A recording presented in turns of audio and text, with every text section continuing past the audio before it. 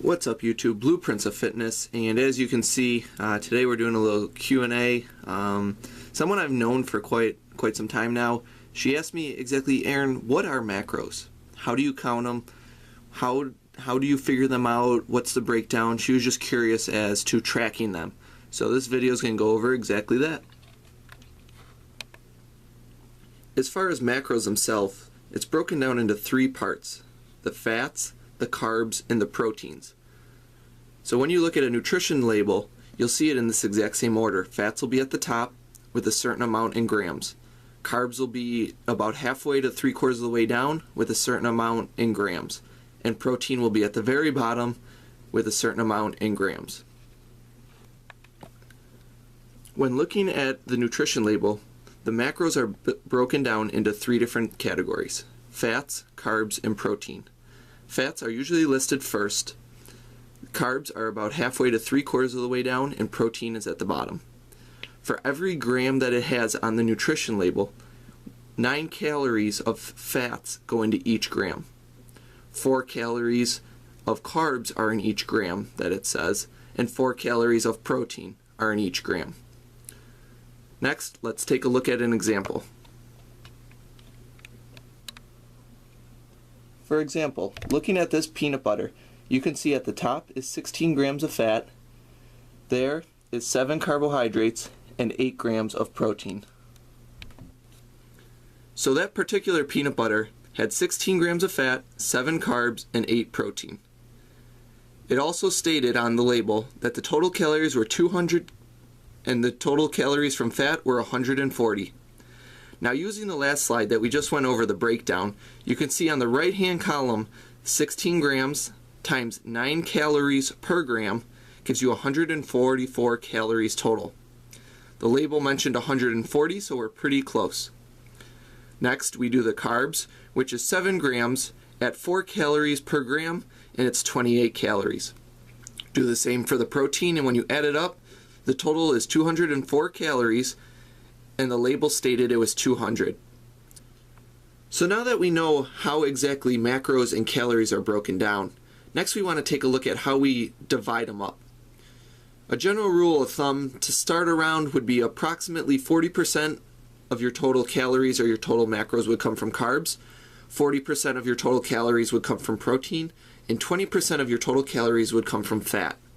So now, using this information plus the information we just learned, let's take a look at an example. So next, we're looking at an example. Let's say our individual gets 2,000 calories per day. To break that down on a 40-40-20 split, just to start, would look as like the following. You have 2,000 calories times 40% equals 800 calories would come from carbs. Take that 800, divide it by the first thing that we went over, which is 4 calories per gram, and you'll get the total number of grams. Comes out to 200 grams of carbs. You can see on the next line we do protein. Since it's a 40-40, 40% carbs, 40% protein, obviously it's going to be the same.